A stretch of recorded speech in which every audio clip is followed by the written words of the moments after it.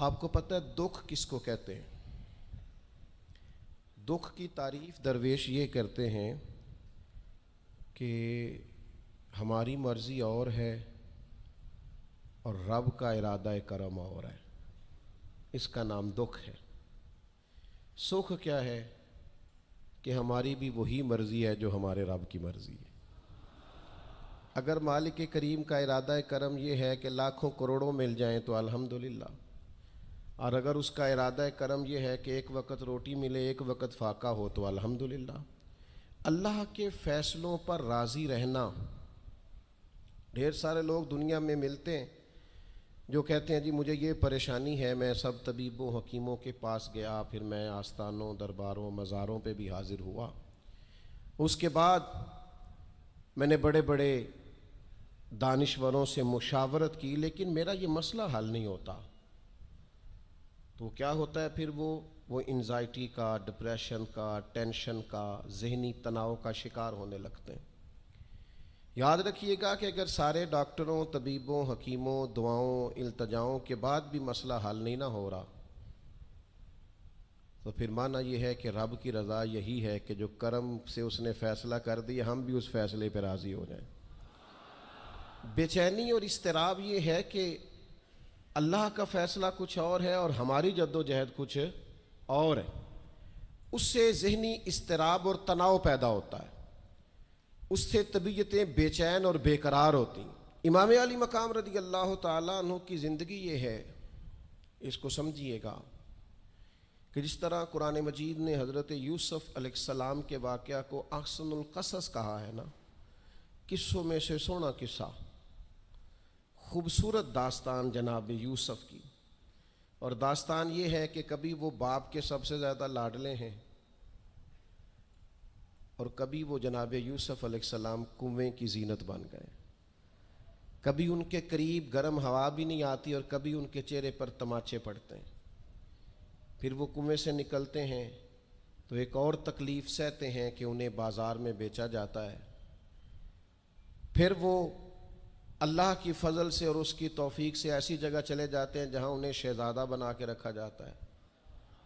کچھ زندگی بڑی آسودگی اور آسانی کی طرف بڑھنے لگتی ہے کہ پھر ایک فیصلہ کرم ہوتا ہے کہ جناب یوسف کو جیل میں جانا ہے، تو وہ کسی جگہ شکوہ نہیں کرتے، وہ کنویں میں جاتے ہیں تو پھر بھی اللہ کی رضا پہ راضی ہیں، وہ شہزادے بنتے ہیں تو پھر بھی اللہ کی رضا پہ راضی، وہ دوبارہ جیل میں ڈال دیے جاتے ہیں تو پھر بھی اللہ کی رضا پہ راضی ہیں۔ پھر اللہ کا فیصلہ ہوتا ہے کہ جس ملک کے وہ قیدی تھے نا، رب اسی ملک کا انہیں بادشاہ بنا دیتا ہے۔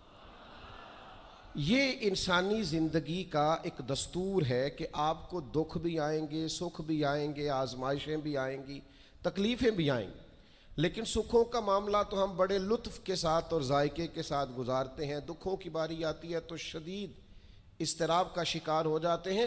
بالکل یہی زندگی جناب امام حسین رضی اللہ تعالیٰ عنہ کی۔ آپ کبھی خوبصورت پہلوؤں پر غور کریں نا کہ امام علی مقام وہ ہیں کہ کبھی وہ سجدے کی حالت میں نانا کے کندھوں پہ ہیں،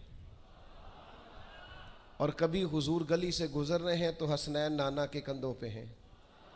کبھی کیفیت یہ ہے جناب امام علی مقام رضی اللہ تعالیٰ عنہ کی کہ وہ اپنی والدہ کے مقدس کاشانہ نور میں خاتون جنت کی گود میں کھیل رہے ہیں، کبھی مولا علی شیر خدا رضی اللہ تعالیٰ عنہ کی مقدس باہوں میں جھول رہے ہیں۔ یہ سارے نظارے انہوں نے دیکھے، لیکن پھر وہی حسین ابن علی تھے انہوں نے کربلا کا خشک میدان بھی دیکھا، انہوں نے وہ چٹیل پہاڑ بھی دیکھے، حق کے رستے میں اپنی اولاد کا قربان ہونا بھی دیکھا۔ کسی جگہ شکوہ نہیں کرتے، بلکہ وہ کہتے ہیں جس حال میں میرا رب رکھے میں اسی حال میں راضی ہوں۔ ہمارے ہاں یہ ہوتا ہے کہ ہم سکھوں کو تو یاد ہی نہیں رکھتے، ہمیں صرف تکلیفیں یاد رہتی ہیں، صرف آزمائشوں کو یاد رکھتے، مثبت پہلوؤں کو نہیں سوچتے۔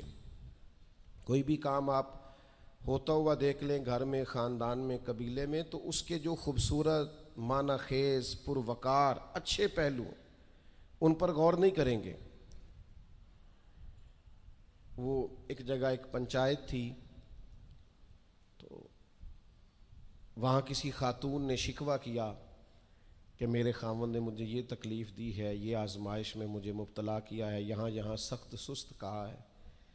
تو ایک دانشور بزرگ بیٹھے تھے، تو لوگ کہتے ہیں کہ ان بزرگوں نے کہا بیٹا شادی کو کتنا عرصہ بیت گیا؟ تو اس نے کہا میری شادی کو 18 سال ہو گئے۔ تو اس نے کہا یہ جو تم لڑائی فساد جھگڑا دنگا پریشانی بتا رہی ہو یہ تو ایک دن کا ہے، باقی 18 سالوں کی بھی بات بتاؤ نا۔ تم نے ایک دن کا جھگڑا تو یاد رکھا، اور اس ایک دن کے جھگڑے کے نتیجے میں آنے والی تکلیف کو بھی تم نے یاد رکھا، لیکن وہ جو 18 سال تمہارے اپنے شوہر کے ساتھ سکھی گزر گئے ان کا بھی تو تذکرہ کرو۔ تو کچھ دیر کی خاموشی کے بعد اللہ نے اس خاتون کے دل میں ٹھنڈک پیدا کی، اور وہ کہنے لگی میرے شکوے دور ہو گئے ہیں، اب میں انشاءاللہ کوشش کروں گی کبھی دوبارہ اپنے شوہر کی شکایت نہ کروں۔ اب بات کو سمجھیں، ہم اپنی زندگی کی صرف شکایتیں یعنی دکھ ہی ہیں صرف زندگی میں، وہ دعا کر دیں جی میرے گھٹنے میں درد ہے، باقی جسم ٹھیک ہے نا ماشاءاللہ سارا، اس کا شکر بھی ساتھ ادا کریں۔ دعا کریں جی آج کل کاروبار نہیں چل رہا، تو اس سے پہلے ساری زندگی ٹھیک چلتا رہا ہے نا، اس کا شکر بھی ادا کر لیں۔ قرآن مجید فرقان حمید ارشاد فرماتا ہے اللہ کے بندوں کی شان یہ ہے کہ رضی اللہ عنہم ورضوا عنہ، یہ بڑا خاص پہلو ہے۔ اللہ فرماتا ہے کہ اللہ ان سے راضی ہے اور وہ بھی اپنے اللہ سے راضی ہیں۔ اللہ نے انہیں جس حال میں رکھا ہے وہ بھی اللہ سے راضی ہیں۔ ذالک الفوز العظیم، اللہ فرماتا ہے یہ بڑی کامیابی ہے، اللہ بھی ان سے راضی ہے اور وہ بھی اللہ سے راضی ہیں۔ امام غزالی رحمۃ اللہ تعالیٰ علیہ سے کسی نے پوچھا یہ بندے کا اللہ سے راضی ہونے کا کیا مطلب ہے؟ تو امام صاحب فرمانے لگے رب تو کریم ہی بڑا ہے، یتیم کے سر پہ ہاتھ پھیر دو راضی ہو جاتا ہے، وہ طوائف کتے کو پانی پلا دے تو مالک راضی ہو جاتا ہے، وہ تو مہربانی بڑا ہے، تم نے رو کے 2 آنسو بہا دیے وہ راضی ہو جاتا ہے۔ فرماتے بندے کا مسئلہ ہے، مسئلہ تو بندے کا ہے، یہ راضی ہوتا ہی نہیں، یہ ہر وقت شکوے کرتا ہے، ہر وقت شکایات کرتا ہے، ہر وقت اس کا ذہن الجھا رہتا ہے، ہر وقت کوئی نہ کوئی نئی چیز کا مطالبہ کرتا ہے۔ نبی رحمت نور مجسم شفیع معظم صلی اللہ تعالی علیہ وسلم ارشاد فرماتے ہیں تم نہ اللہ کے دیے ہوئے تھوڑے رزق سے راضی ہو جاؤ، وہ بھی تمہاری تھوڑی عبادت سے راضی ہو جائے گا۔ لیکن ہمارا حال یہ ہے کہ ہمیں سب کچھ چاہیے، اور نتیجے میں اگر کوئی خدمت کرنی پڑے، کوئی ڈیوٹی کرنی پڑے، کوئی کام کرنا پڑے تو اس کے لیے ہم تیار نہیں ہوتے۔ عزیز بھائیوں سمجھیے گا، غور فرمائیے گا، توجہ کیجیے گا اس بات پر کہ ہمیں ہر حال میں اپنے رب سے راضی رہنا۔ آزمائش آ جاتی ہے، دکھ آ جاتے ہیں، محنت پوری کریں، جد و جہد پوری کریں، جو کام آپ کرنے جا رہے ہیں اس کے لیے جتنے ضروری اسباب ہیں وہ جمع سارے کریں، لیکن نتیجہ اللہ پہ چھوڑ دیں، رزلٹ اپنی مرضی کا نہ مانگیں۔ یہ عقیدہ توحید یہ ہے کہ نتیجہ جو رب ہمارے لیے نکالے وہ نتیجہ ہمیں قبول ہونا چاہیے۔ درویش نے ایک جملے میں بات ختم کر دی، وہ کہتے ہیں دکھ قبول محمد بخشا، بس راضی رہن پیارے۔ اگر پیارے راضی ہیں دکھ دینے میں تو پھر ہمیں یہ دکھ قبول ہے، اور کئی دفعہ قبول ہیں۔ تو اپنی طبیعت کے اندر یہ مقام تسلیم و رضا لائیں، ہر وقت اپنے رب سے راضی رہے۔ صحیح مسلم شریف میں حضرت عمر فاروق رضی اللہ تعالیٰ عنہ کا ایک جملہ بڑا خوبصورت ہے، اور حضور اس کو سن کے بڑے راضی ہوئے، صحیح مسلم میں موجود ہے۔ حضرت عمر نے ایک موقع پر جب سرور کائنات علیہ السلام کو تھوڑا ناراض دیکھا، حضور کے چہرے پر کچھ آثار ناراضگی دیکھے، تو جناب عمر نے ایک جملہ کہا تھا جو بڑا حسین ہے اور کتب احادیث میں چمکتا ہے۔ حضرت عمر نے وہ بات کہی تو حضور کی ناراضگی خوشی میں بدل گئی، نبی پاک علیہ السلام کے چہرے پر جو آثار ناراضگی تھے وہ خوشی کے تصورات میں بدل گئے۔ حضرت عمر عرض کرنے لگے رضیت باللہ ربا وبالاسلام دینا وبسیدنا ومولانا محمد نبیم ورسولا۔ حضرت عمر نے حضور کو ناراض دیکھا تو کہنے لگے یا رسول اللہ ہم اللہ کے رب ہونے پہ راضی ہیں، اسلام کے دین ہونے پہ راضی ہیں، اور اللہ نے آپ کو ہمارا نبی اور رسول بنایا، ہم اس بات پر بڑے راضی ہیں۔ ہم راضی ہیں کہ اللہ ہمارا رب ہے، اسلام ہمارا دین ہے، اور محمد صلی اللہ علیہ وسلم ہمارے نبی اور رسول ہیں، بڑے راضی ہیں۔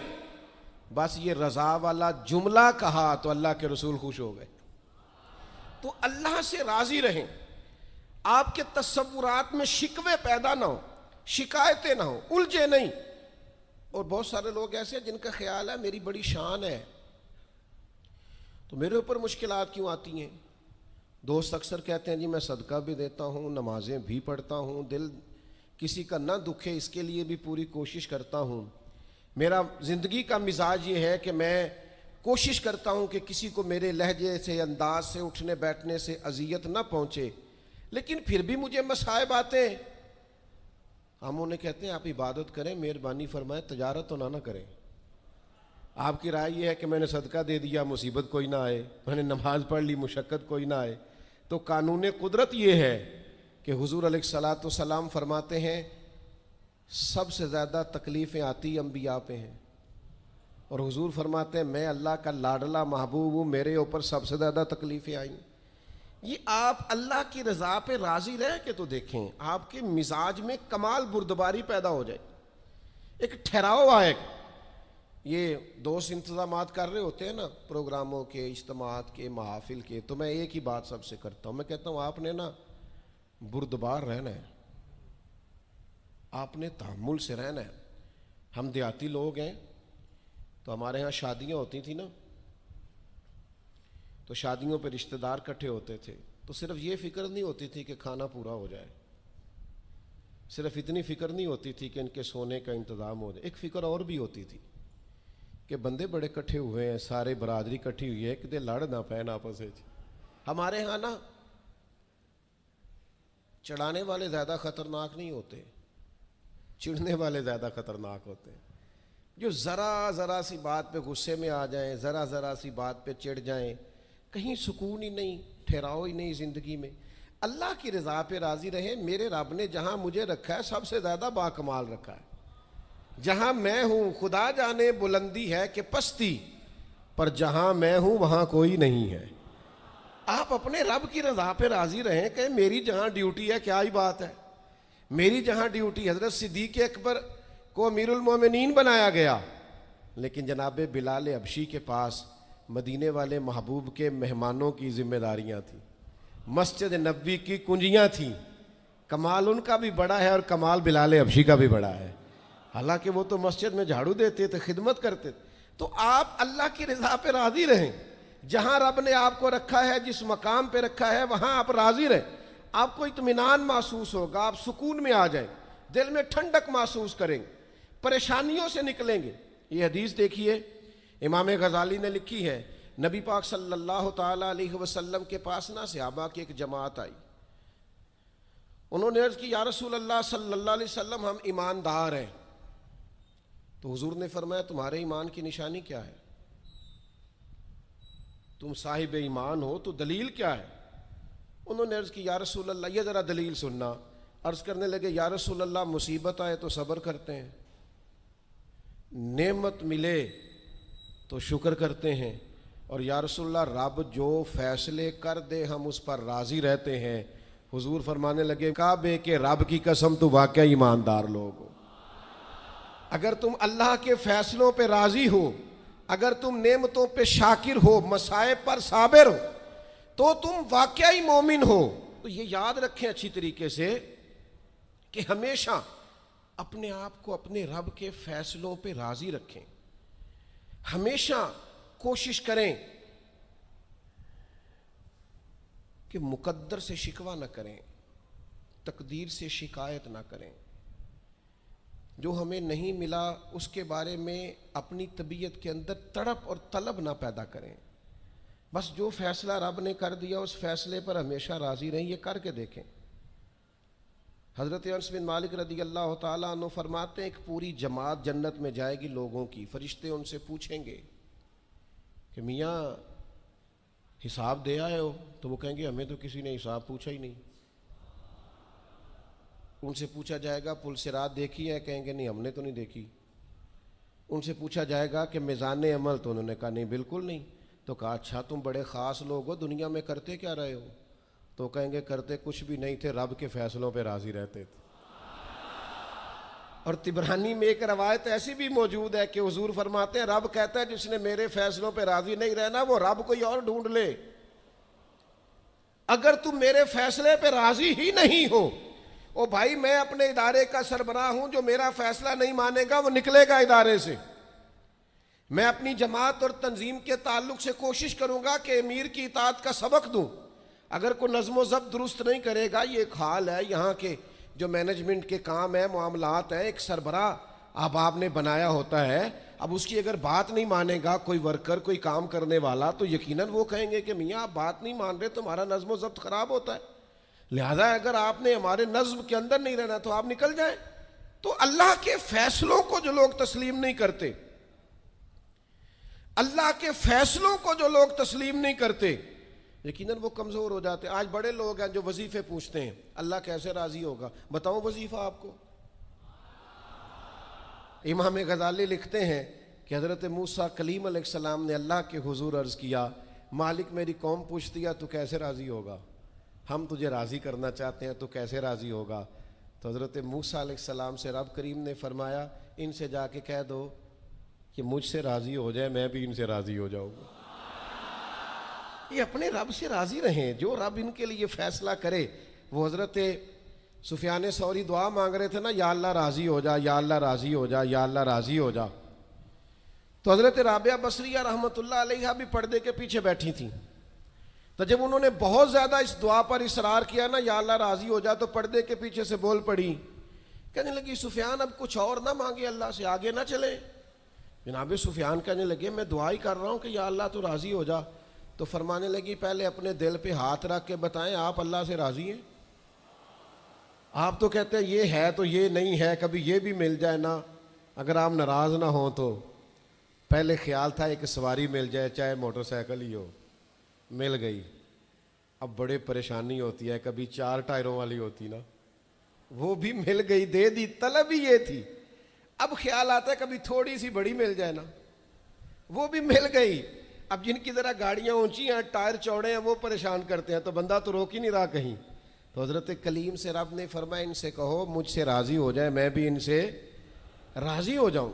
لیکن ہماری طبیعت کی بے چینی، ہمارے مزاج کی بے قراری، ہمارے لب و لہجے کا وہ عالم کہ ہم خوش نہیں ہوتے۔ ڈھیر سارے لوگ ہیں، آپ کچھ بھی کر لیں، کچھ بھی گھر میں لے آئیں، کچھ بھی ہو جائے، کتنی بھی نعمت مل جائے، ان کا مزاج اس طرح کا بن جاتا ہے، خوش نہیں۔ میں اکثر دوستوں سے کہتا ہوں کہ بعض دوست ایسے ہیں جن کا انداز اس طرح کا ہے کہ ان کو کوئی بھی نعمت مل جائے تو ان کی طبیعت سکون پذیر نہیں ہوتی۔ حضرت عبداللہ ابن عمر رضی اللہ تعالیٰ عنہ صحابہ میں سے بڑے صالح آدمی ہیں، نیک آدمی ہیں، حضرت عمر کے صاحبزادے ہیں، اور اللہ کے حبیب علیہ السلام نے فرمایا یہ بڑے نیک ہیں۔ تو سیدنا عبداللہ ابن عمر رضی اللہ تعالیٰ عنہ کے نا ایک صاحبزادے بیمار تھے۔ یہ جو بچے بیمار ہوں یا کسی تکلیف میں ہوں تو یہ ماں باپ کو بڑا بے چین کر دیتے ہیں۔ اپنی بھوک بھی بندہ سہ لیتا ہے، اپنی بیماری اور تکلیف بھی سہ لیتا ہے، لیکن اگر اولاد کسی آزمائش کا شکار ہو جائے، پریشانی کا شکار ہو جائے تو انسان بڑی تکلیف میں آ جاتا ہے۔ حضرت عبداللہ ابن عمر رضی اللہ تعالیٰ عنہ بڑے پریشان تھے اپنے بیٹے کو لے کر، اور جو ان کے قریبی لوگ تھے وہ محسوس کرتے تھے کہ شدید ذہنی اضطراب میں مبتلا ہیں سیدنا عبداللہ ابن عمر۔ اللہ کا فیصلہ ایک کرم آیا اور ان کے صاحبزادے کا وصال ہو گیا۔ جب ان کے صاحبزادے وصال کر گئے نا تو ظاہر ہے کہ بیماری سے بڑا غم تو صاحبزادے کا انتقال کر جانا ہے۔ تو جنازے کے لیے جو لوگ آئے اور اس کے بعد جو تعزیت کے لیے لوگ آئے، وہ کہتے ہیں ہم نے جناب عبداللہ ابن عمر کو بڑا مطمئن دیکھا،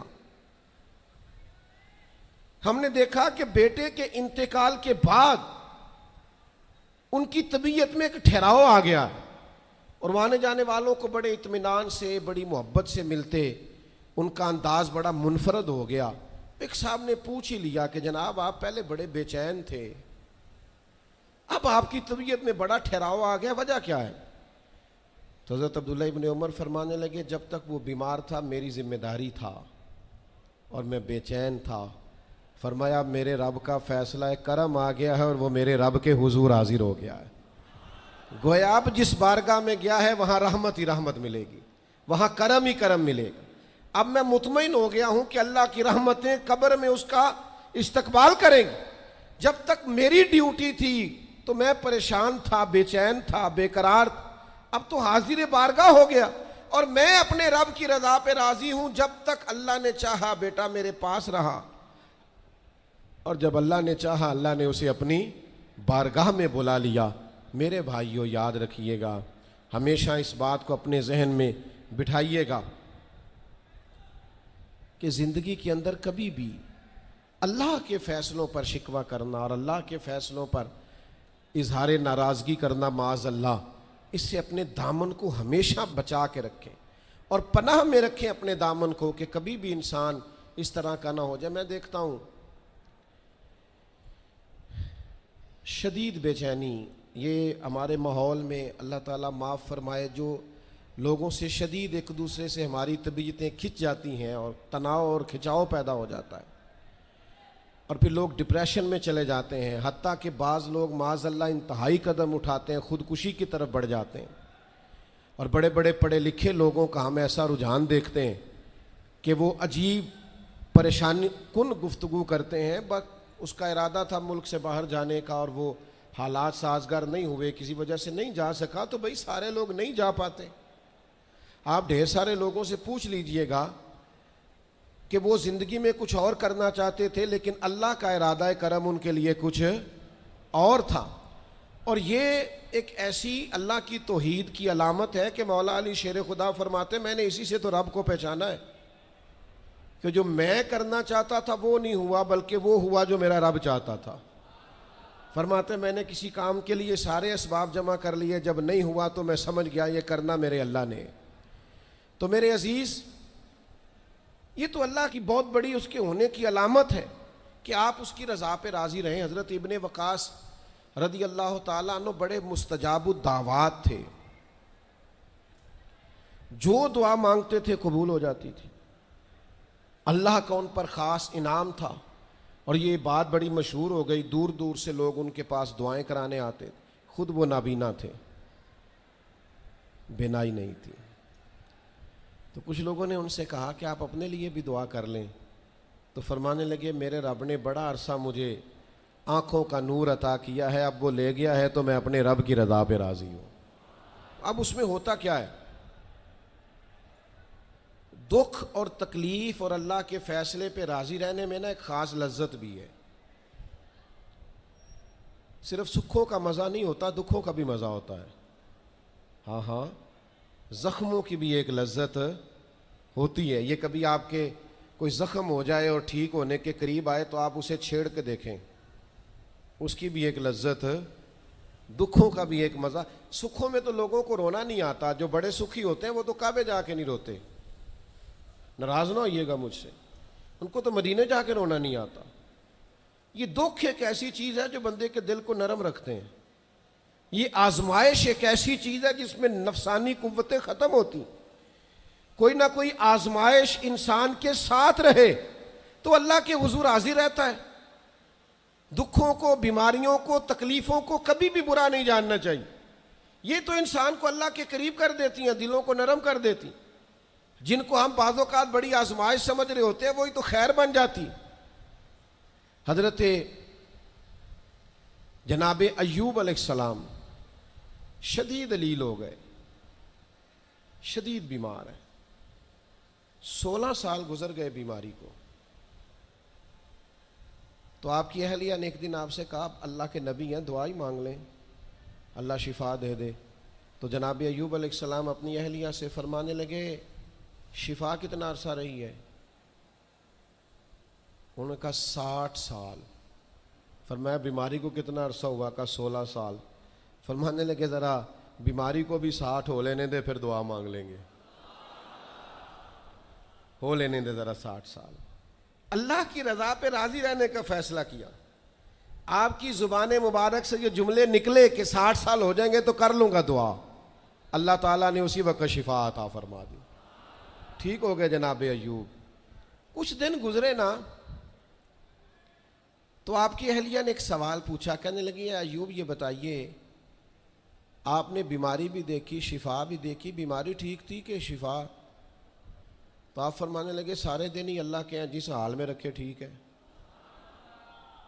وصل اچھا ہے نہ فراق اچھا ہے، یار جس حال میں رکھے وہی حال اچھا ہے۔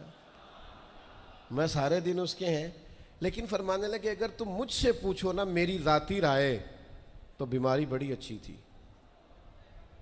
انہوں نے کہا یوں بیماری اچھی تھی؟ آپ فرمانے لگے جب میں بیمار تھا نا تو 24 گھنٹے میں ایک بار میرا رب میرا حال پوچھتا تھا۔ فرمایا 12 گھنٹے تو اس مزے میں گزر جاتے تھے کہ رب نے حال پوچھا ہے، اور پھر اگلے 12 گھنٹے میں انتظار کرتا تھا کہ میرا رب دوبارہ کب حال پوچھے گا۔ تو میں ان 24 گھنٹوں کی لذت نہیں بتا سکتا جو اس کے حال پوچھنے سے طاری ہوتی۔ تو فرمایا شفا تو مل گئی ہے پر اب وہ حال تو نہیں نہ پوچھتا۔ اب وہ میرے بھائی اس بیماری میں جو لذتیں ہیں، جو کرم نوازیاں ہیں، جو رحمتیں، ان کو بھی تو دیکھیں۔ اپنے کریم رب کی رضا پہ راضی تو رہے۔ خبر مشہور ہو گئی تھی امام حسین شہید ہو جائیں گے، نبی کریم علیہ السلام نے بھی یہ خبر ارشاد فرمائی، پتہ مولا علی کو بھی تھا، سیدہ پاک بھی جانتی تھی، امام حسین بھی جانتے تھے۔ یہ خبریں رہی ہیں نا، حضرت صدیق اکبر کھڑے ہیں، جناب عمر کھڑے ہیں، حضرت عثمان کھڑے ہیں احد پہاڑ پر، تو پہاڑ ہلنے لگا۔ آپ دیکھیے نا صحیح حدیث میں موجود ہے، تو نبی کریم علیہ السلام نے فرمایا پہاڑ ٹھہر جا، تیرے اوپر ایک نبی، ایک صدیق اور 2 شہید کھڑے ہیں۔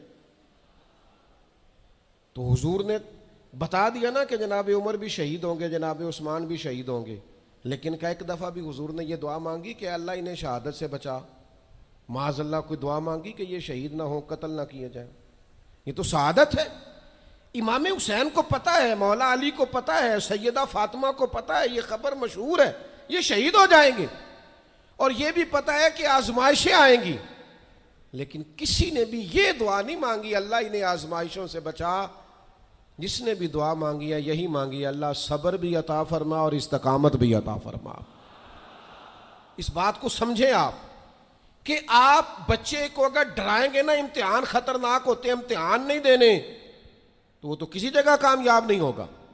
اس کو امتحان کا خوف نہ دلائیں، اس کی تیاری کرائیں، اس کی ذہن سازی کریں کہ امتحان دینا ہے، اس کو یہ شعور دیں کہ بیٹا کامیاب ہونا ہے۔ ہم نے ڈرا دیا ہے بچوں کو، ہم نے انہیں اس طرح کا بنا دیا ہے کہ وہ سہمے رہتے ہیں، پتہ نہیں کیا ہو جائے گا۔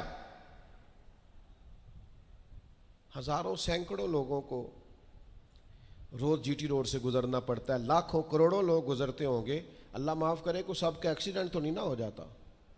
تو اگر آپ بچوں کو چھپاتے پھریں کہ روڈ پہ نہیں چڑھنا، بھائی انہیں آپ گاڑی صحیح چلانی سکھائیں، عمر کے مطابق ان کو سواری دیں، ان کی ٹریننگ صحیح کرائیں، انہیں کہیں کہ یہ ٹریفک کے قوانین ہیں ان کی پابندی کرو، لیکن انہیں یہ خوف نہ دلائیں کہ روڈ پہ نہیں جانا، یہ خوف نہ دلائیں انہیں کہ ہم نے اس راہ سے گزرنا نہیں، پتہ نہیں کیا ہو جائے گا۔ او بھائی اس طرح تو سانپ سے ڈرتا ڈرتا رسیوں سے بھی ڈرنے لگے گا۔ اللہ جو فیصلہ کر دے اس فیصلے پر پوری طرح راضی رہنا ہے۔ ہمارے مزاجوں میں مقام تسلیم و رضا نہیں ہے۔ یہ مومن دیانتدار کیوں ہوتے تھے؟ کروڑوں روپیہ ایک شخص کا سامنے پڑا ہے اور بندہ وہ ہے جس نے صبح سے کھانا نہیں کھایا، لیکن وہ کروڑوں روپے پہ نظر نہیں ڈالتا تھا۔ کیوں؟ کہ وہ اللہ کے فیصلے پہ راضی تھا۔ وہ کہتا تھا یہ چاہے کروڑوں ہے پر میرا نہیں ہے۔ آج لوگ لوگوں کا مال دیکھ کے سازشیں نہیں کرتے، شرارتیں نہیں کرتے، لالچ نہیں پیدا کرتے، چوری ڈکیتی دھوکہ فریب فراڈ کیا کیا چالیں نہیں چلتے۔ اگر یہ اللہ کے فیصلے پہ راضی رہیں کہ رب نے جو میرے لیے رکھا ہے وہی میرا حق ہے، تو کبھی ان کی طبیعت میں یہ بات پیدا نہ ہو کہ ہم نے دھوکہ دینا ہے، فراڈ کرنا ہے، فریب کرنا ہے۔ آپ مقام میں تسلیم و رضا پہ آ جائیں۔ ڈھیر سارے لوگ ہیں جو جہاں کھڑے ہیں وہاں راضی نہیں، سامنے والا انہیں بڑا خوش نظر آتا ہے، بڑا خوش کہ یار میں بڑی تکلیف میں ہوں، یہ فلانے شعبے والا بڑے سکون میں ہے۔ تو بھائی کبھی اس سے بھی تو پوچھ کے دیکھنا، اس سے پوچھ، وہ کہے گا جتنے کانٹوں پہ میں بیٹھا ہوں دوسرا ہے ہی کوئی نہیں۔ ہم جو کام کر رہے ہوتے ہیں نا اس کام کا مزہ نہیں لیتے، ہمیں وہ کرنا ہے جو سامنے والا کر رہا ہے۔ بھئی آپ جو کر رہے ہیں اس کو مزہ لے کے کریں، مقام تسلیم و رضا پہ رہیں۔ وہ جو سامنے والا کر رہا ہے اللہ نے اس کی ڈیوٹی لگائی ہے وہ کرے گا۔ اور یہی بات یہاں تک پہنچ جاتی ہے کہ ہمیں سب کا پتہ ہوتا ہے کون کیا کر رہا ہے، اپنا نہیں پتہ ہوتا، کیونکہ ہم وہ چاہتے ہیں جو ہمارا حق نہیں، اس طرف بڑھتے ہیں جو ہمارا نصیبہ نہیں۔ تو اچھی طرح اس بات کو اپنے ذہن میں بٹھائیں کہ اللہ کے فیصلوں پہ راضی رہنا، اللہ کی رضا پہ راضی رہنا، اپنے رب سے ہر وقت راضی رہنا، یہ بندہ مومن کی شان ہے۔ اگر اللہ کے فیصلوں پہ راضی رہو گے نا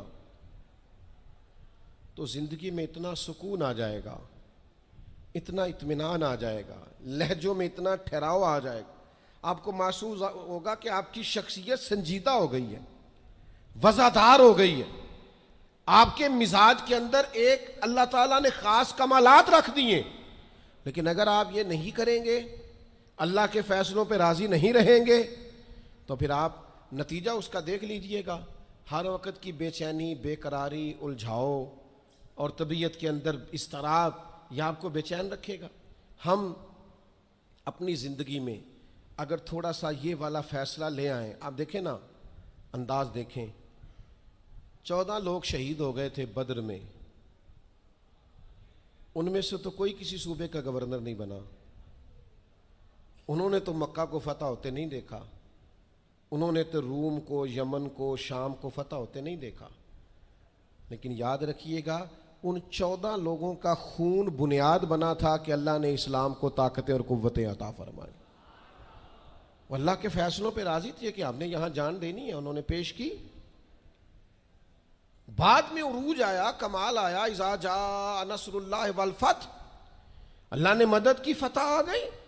لیکن ان لوگوں نے اس وقت یہ فیصلہ کیا کہ ہمیں اللہ کی رضا کے لیے ڈٹنا ہے، کھڑے ہونا ہے۔ تو سب لوگ، میں اکثر کہتا ہوں، یہ تحریک ختم نبوت پر لوگ کلام کرتے ہیں تو قائدین کا، علماء کا نام لیتے ہیں، میں کہتا ہوں بالکل ٹھیک ہے، ان لوگوں نے بڑی خدمات سر انجام دی، لیکن جو ان کے پیچھے لوگ تھے، جو کوششیں کرتے رہے، جو عوامی طاقت تھی، ان سب کی ہمتیں بھی شامل ہیں۔ میں الحمدللہ آیا ہوں یہاں اور سیدھا آ کے بیان کر کے نکل کے جا رہا ہوں، تو یہ سارا کچھ میری کاوش نہیں ہے، یہ تو جو لوگ آدھی رات کو سڑک پہ پوسٹر لگاتے رہے، دن کو یہاں آتے رہے، رات جاگتے رہے، محنت کرتے رہے، پریشان ہوتے رہے، الجھتے رہے، یہ تو ان لوگوں کی کاوش، یہ ان لوگوں کا کمال ہے۔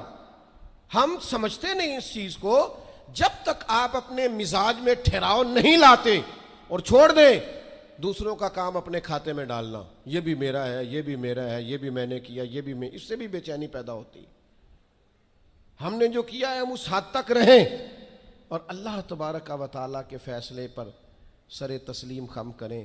یقین کرو، اللہ کا فیصلہ کیسے ماننا ہے، اس کی اگر کسی نے صحیح تصویر دیکھنی ہے تو واقعہ کربلا کو دیکھیں۔ یعنی کائنات کے وہ لوگ جن کا خاندان بھی سب سے اونچا ہے، حسب بھی سب سے اونچا، نسب بھی سب سے اونچا، کمال بھی سب سے اونچا، وزاداری بھی سب سے اونچی، علم، فضل، شہرت، عزت، وقار، شرافت، نجابت، ہر چیز میں وراء الورا ہے، لیکن ان کی کیفیت میرے عزیز یہ ہے کہ امام علی مقام کے سامنے ان کی ساری اولاد شہید ہو گئی۔ یہاں نا اس اتنے بڑے مجمع میں کسی کی کٹی ہوئی انگلی پھینک دی جائے نا، انگلی کا ٹکڑا، انسانی انگلی کا، تو لوگ خوف سے بھاگ جائیں۔ ہم باتیں سن لیتے ہیں، کر لیتے ہیں، ہم سمجھتے نہیں کہ یہ کتنا عجیب منظر ہے۔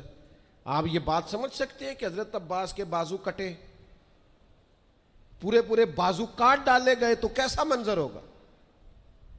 اور امام حسین کا سر کاٹ کے نیزے پہ لگا دیا گیا، باقی جس میں اتھر کربلا میں پڑا ہے، اور سر بھیج دیا گیا دمشق میں، تو کیسی منظر کشی ہوگی۔ لیکن امام حسین سے لے کر جناب زینب تک اور امام حسین سے لے کر امام زین العابدین تک آپ کو جو بندہ بھی ملے گا رب کی رضا پہ راضی ملے گا، کسی جگہ وہ شکوہ کرتے نظر نہیں آتے۔ وہ سمجھتے ہیں یہ ہمارے رب کی مرضی، ہم اس پہ راضی ہیں، جب تک نانا کے کندھوں پہ تھے تب بھی راضی ہیں، اور جب گھوڑے کی پشت پہ ہیں تب بھی راضی ہیں، اور جب مدینے سے پردیسی ہو کے نکل رہے ہیں پھر بھی راضی ہیں، اور جب سر کاٹ کے نیزے پہ لگا دیے گئے ہیں تب بھی راضی ہیں۔ ہر حال میں اللہ کی رضا پہ راضی، رضی اللہ عنہم ورضوا عنہ، وہ اللہ سے راضی ہیں اور اللہ ان سے راضی ہے۔ کوشش کرنی ہے کہ اپنے بچوں کو واقعہ کربلا اس انداز میں سنایا جائے کہ ان کے اندر جرت پیدا ہو، جرت اظہار پیدا ہو، حق کا جذبہ پیدا ہو۔ امام حسین کی شہادت اس لہجے میں کبھی نہ سنیں نہ بیان کریں کہ جس سے کوئی کمزوری اپنی طبیعت میں پیدا ہو۔ امام علی مقام رضی اللہ تعالیٰ عنہ کا نام جرت کی علامت۔ امام حسین کا وہ کسی نے کہا تھا سناؤ اپنے بچوں کو کہانی خیبر و خندق کی، علی کی بات سن کر دلوں سے ڈر نکلتے ہیں، خوف دور ہوتا ہے مولا علی کی باتیں سن کر۔ تو اپنے دلوں کے اندر یہ جذبہ اپنے بچوں کو لائیں۔ اور پھر میں آپ کی خدمت میں ایک آخری بات یہ بھی عرض کروں گا جسے کبھی نہ بھلائیے گا۔ سیدنا امام حسین رضی اللہ تعالیٰ عنہ کی زندگی کا یہ خوبصورت پہلو آپ نے کبھی نہیں بھلانا، کبھی نہیں چھوڑنا کہ حق کے رستے میں آپ اکیلے بھی ہوں، آپ کے پیچھے لاکھوں ہزاروں لوگ نہ بھی ہوں تو حق پھر بھی حق ہوتا ہے۔ ہمیشہ کثرت جو ہوتی ہے وہ صداقت کی دلیل نہیں ہوتی۔ ہم نہ سیاسی بیان بازی کرتے ہیں کہ جو سودا مارکیٹ میں بکتا ہے وہی بیان ہم بھی دے دیتے ہیں، حق نہیں بولتے۔ ہم تو اپنے گھر میں حق نہیں کہتے، اپنے محکمے میں حق اور سچ نہیں کہتے، اپنے عزیزوں میں سچی بات نہیں کرتے۔ کیوں کہ ہم ہر طرح سے ڈپلومیس ہوتے ہیں کہ میں لوگوں کی گڈ بک میں رہوں۔